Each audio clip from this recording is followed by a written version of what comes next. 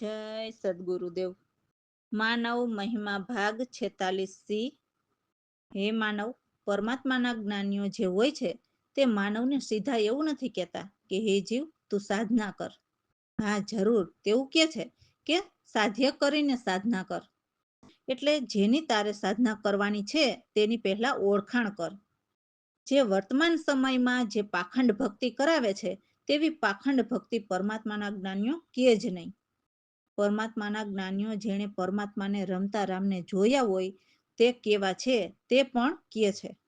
લીલો ને પીળો, લાલ રંગ બેરંગી અને સફેદથી રંગ સારો, અને તે પંખી માફક ફરે છે પણ તેને પાંખ નથી, તો તે વિદેહી છે, તો પાંવ તો હોય જ નહીં. વળી પાછો 14 લોકથી પણ ન્યારો છે અને તે છાયાની અંદર છુપાઈ રહ્યો છે, પણ માયાની છાયાથી તેની મૂળ જગ્યા ન્યારી છે. તો જે જીવના મુક્તિના દાતા જ્ઞાની ગુરુ આ ખેલ નયનોથી દર્શન કરાવે છે. પછી તે જોયેલા સ્વરૂપના દર્શન કરવા માટે જ્ઞાની ગુરુ દેહ ભીતર સાધના કરાવતા શીખવે છે. તો આવા પ્રગટ પરમાત્મા વિદેહીને નજરે નિહાળી સાધના કરાવે તે આ દેવોના લોકમાંથી મુક્તિના દાતા સદગુરુ તારણહાર હોય છે. તો હે જીવ ખુદ નક્કી કરો કે આપણે પાખંડ ભક્તિમાં તો નથી ને, દેહધારીની ભક્તિમાં તો નથી ને, કે દેહધારીની ભક્તિ તો નથી કરતા ને. બાકી આ દેવોના લોકમાંથી જન્મ મરણ બંધ કરવું હોય તો આત્માના ઘર પરમાત્મા વિદેહી છે અને વિદેહીની ભક્તિથી જ જન્મ મરણ મળશે. મનન કરો. રામ ભરોસે. તો જુઓ, શિષ્ય સદગુરુના ગુણગાન ગાતા કહે છે કે હે સદગુરુ પ્રભુ, આપ જ મારા અખંડ અમર સદગુરુ પ્રભુ છો. આદિ અંત અને મધ્ય આ ત્રણેય કાળમાં તમારા ઝંડા લહેરાય છે. એટલે સદગુરુ જ્ઞાનના ગુણલા ગવાય છે. હે સદગુરુ બ્રહ્માત્મા, આપના વિચાર અક્ષય અપાર વિચાર છે, તે ક્યારેય ખોટા કે ખંડિત થાય નહીં. તમારી કહાની તો અજય અડોલ નથી, ગુપ્ત એવી અવિગત અકથ કહાની છે. તો શિષ્ય એમ કહેવા માંગે છે કે આવા પરમાત્માના જ્ઞાની જે કોઈ આવે છે એ સાક્ષી પુરાવામાં એમના અનુભવ લખે છે. તો જે સદગુરુના શિષ્ય હોય એમને તો સદગુરુની કહાની નજરે જોઈ હોય એટલે કહે છે કે અકથ અડોલ કહાની. એટલે આવા સત્ય જ્ઞાની આખા જગતના જીવનું ભલું કરવા માટે અવતાર ધરે છે. એટલે એમને જગતની કોઈ વસ્તુ સાથે લેવા દેવા નથી હોતા. આટલું આ મેળવી લઉં ને ઓલું આટલું મેળવી લઉં ને એવું નથી હોતું. બસ એમને તો એક જ લગ્ની લાગેલી હોય છે કે મને પરમાત્માએ એમના કામ માટે મોકલ્યો છે, તો એમના કામ કરવા માટે પોતાના દેહ સામે નથી જોતા, પણ પ્રભુ કાર્ય સરસ નિભાવી શકે એ જ ભાવના હોય છે. પણ લોકોને આ સત્ય સમજાતું નથી, એટલે આવા સત્ય જ્ઞાનીને ગમે તેમ બોલે છે. છતાં લોકો ગમે તે બોલે પણ મનમાં એક જ ભાવના હોય કે પ્રભુ કાર્ય માટે જ જન્મ ધર્યો છે. એટલે જગતથી વિરુદ્ધ દિશામાં જવું એટલે લોકોને આવા સત્ય જ્ઞાની ગાંડા લાગે છે. પણ હે માનવ, એ ગાંડા લાગે છે એમની વાત કોઈક દિવસ તો મનન કરીએ અને હૃદયે ઉતારો, તો ખ્યાલ આવે ને કે તે શું કહેવા માંગે છે. આ તો ગાંડો જાણીને નાત કે ઘર કુટુંબ બહાર કાઢી મૂકે, છતાં આવા જ્ઞાનીને કોઈ ફરક પડે નહીં. એ તો એમનું રામ ભજન કરે. એમની સુરતા તો સદા પરમાત્મા સાથે જોડાયેલી રહે છે. તો હે માનવ, તમે જ કયો, જેની સુરતા પરમાત્મા સાથે લાગી રહેતી હોય તેને ગાંડો કહેવાય કે આ જગતના જીવને? આપણે ખુદને જ મનન કરવા જેવું નથી લાગતું? હે માનવ, તમે એ તો વિચારો કે એમને નથી વિષય વસ્તી પર દ્રશ્ય અદ્રશ્ય કે નથી મેળા મંડપ કરતા. એ તો જ્ઞાન વિજ્ઞાન ધ્યાનના ધાતા, એટલે ફક્ત પરમાત્માનું ધ્યાન ધરે છે. એને કોઈ પૂજા કરાવવાની કે પંડિતાઈ કરાવવાની કે કોઈ મહાનતા બતાવવાની ભાવના નથી હોતી. એવા જ્ઞાની સદગુરુને નથી પૃથ્વી ગગન પવન અગ્નિ કે કોઈ દેવળના દંડવત કે નથી ઠંડા ગરમ, કે સદગુરુને કોઈ ફંદા કે ભ્રમ નથી કે નથી મદ કે મમતા. એવા મારા સદગુરુ પ્રવીણરામ ગુરુ અગમ અગોચર ખંડ બ્રહ્માંડમાં વ્યાપક છે. જય સદગુરુદેવ. સદગુરુ આપનું અમારો ખંડ આદિ અંત મધ્ય ત્રણ કાળમાં લેરાય આપના ઝંડા સદગુરુ આપો મોરો ખંડ અક્ષય પારો વિચાર બ્રહ્માત્મા ખોટા થાય નહીં કંડા સદગુરુ આપો અમરો ખંડ અજય ડોલ નહીં ગુપ્તારે અવિગત અકથ કહાની રે સદગુરુ આપો અમર ખંડો દ્રશ્ય વિષય વસ્તી રે નહીં મંડપ નહીં મેળા રે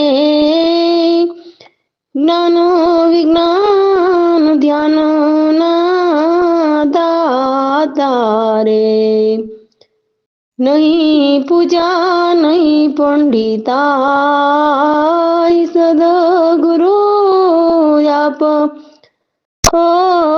અમર ખંડ ધરણી ગગન પવન ના પાવકો નહીં શીતળ નહીં ઠંડા સદગુરુ આપ અમરો ખંડ બ્રહ્મ ફંદ મંદ નહીં મોતા ના દેવડ ના દંડવંત સદગુરુ આપો અમર ખંડ પ્રવીણ રામ ગુરુ યગમ યગોચરો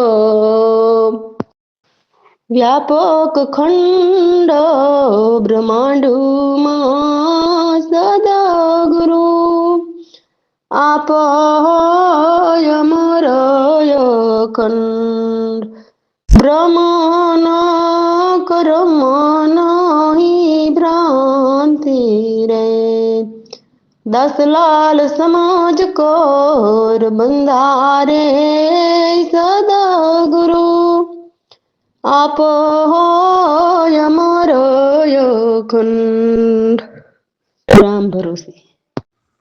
એટલે આ વાણીમાં કે છે કે હે સાધુભાઈ, સદગુરુની સેવા એ જ હરિની સેવા કર્યા બરાબર છે. કેમ કે સંતગુરુ અને હરિ એક રૂપમાં જ હોય છે, તો એ જ શિરધાર શક્તિ છે. તો એમને ઉરમાં ધરો અને સદગુરુને હરિરૂપ જાણીને એમની સેવા કરો. પ્રભુના રૂપ તો વિશાળ અને અમૂર્ત વ્યાપક છે, તો એ પ્રભુવરની સેવા કઈ રીતે કરવી? એટલે હે માનવ, સદગુરુની જે સેવા કરીએ તે પૂરા કર્તવ્ય અને શ્રદ્ધાભાવથી કરવી. હાલતા ચાલતા સદગુરુની જ પરિક્રમા સાચી છે. પદે પદની ભૂમિ મારા સાહેબની છે. તો જે કર્તાની વાણી સ્તુતિ બોલતા, તો એ કર્તાની છલકપટ છોડો. યશ નામ સાંભળવાના કાન પણ પ્રભુના ઘરના, અને કથા લીલા પણ એમના ઘરની જ છે. હાથ તે હરિના સંદર્ભ અને પરિચર્યા મંદિર ઘરની. તો હું જે દેખું તે સર્વરૂપ હરિમૂર્તિ દ્રશ્ય રૂપ મારા સદગુરુ પ્રવીણરામ છે. ભોજન પાન પ્રસાદી એમની, પાલન પણ એ ચરાચરના. કોઈ સુગંધ એ હરિભક્તિ એમની, તીર્થ ઉદ્યાનની ઢરણી. તન મન વાણી અને દોષને ત્યાગો, પર ઘરના દ્વૈત ન ધરો. સદગુરુ પ્રવીણરામ ગુરુની કૃપાથી જે નરની પર બ્રહ્માત્મા દ્રષ્ટિ પડતા દાસલાલને એક રમતા રામમાં દ્વૈત બુદ્ધિ ડરતી તે ચાલી ગઈ. જય સદગુરુદેવ. સાધુ ભાઈ હરદમ સેવા હરિની, સંત ગુરુ હરિ એક રૂપમાં શિરધાર શક્તિ યુરની સાધુબાઈ હરદમ સેવા હરિની રૂપ વિશાળ્ય મૂર્તિ વ્યાપક કેમ ભક્તિ હોય વરની જે જે સેવા કરું તે કર્તવ્ય શ્રદ્ધા ભાવથી રે કરીએ સાધુભાઈ હરદમ સેવા હરિની હાલતા ચાલતા પરિક્રમાએ જ પદ પદ ભૂમિ સરકી બોલતા વાણી સ્તુતિ એની છલ કપટ ત્યજ કરતાની સાધુભાઈ હરદમ સેવા હરિની કરણ શ્રવણ યશ નામ એના કથા લીલા એના ઘરની હાથ કરે તે હરિના સંદર્ભ પરિચર્યા મંદિર ઘરની જે દેખું તે સૌ હરિમૂર્તિ દ્રશ્ય રૂપ પ્રવીણ રામના ભોજન પાન પ્રસાદી એમની પાલન ચરાચરની સાધુભાઈ હરદમ સેવા હરિની સુગંધ કોઈ હરિભક્તિ એમની તીરથ ઉદાનથી ઢરની તન મન વાણી ત્યાગ દોષને દ્વૈત નહીં ઘર પરની સાધુભાઈ હરદમ સેવારીની પ્રવીણ રામ સદ ગુરુની કૃપા બ્રહ્માત્મા દ્રષ્ટિ નરની દાસલાલ તે રમતા રામમાં દ્વૈત બુદ્ધિ ગઈ ડરતી સાધુબાઈ હરદમ સેવા હરિની રામ ભરોસે. તો જે બધું જેના ઘરનું છે એવા મારા પ્રભુજીના દેશ બહુ દૂર છે, તો ત્યાં પહોંચતા બહુ જ વાર લાગે. કેમ કે મેં તો સુરતા ભજન નહોતા કર્યા, તો એમાં મારા હરિનો દેશ ક્યાંથી મળે? હું તો અનેક તીર્થ અને મંદિર ફરી વળી, છતાં પણ મેં ક્યાંય પણ મારા વાલાને ન જોયા. શેરી ગલિયું પણ જોઈ વળી, દેશ પરદેશ ફરી વળી, પણ મારા પ્રભુ મને ક્યાંય ન મળ્યા. કેમ કે મારા પ્રવીણ રામ તો મારા દિલમાં વસે, તો દાસલાલે મારા સદગુરુ હરિના દેશ જોયા. જય સદગુરુદેવ. એ એવો મારા પ્રભુજીનો દેશ બહુ દૂર રે, ત્યાં તો પહોંચતા બહુ લાગે વાર રે. એવા મારા પ્રભુજીનો દેશ બહુ દૂર રે, એવા સુરતા ભજન મેં તો નોતા કર્યા, મેં તો નોતા કર્યા. એમ ક્યાંથી મળે મારા હરિનો દેશ રે, એવો મારા પ્રભુજીનો દેશ બહુ દૂર રે. હું ફરી વળી અનેક તીર્થ અને મંદિર, ક્યાંય ન જોયા મારા વાલાને, એવો મારા પ્રભુજીનો દેશ બહુ દૂર રે.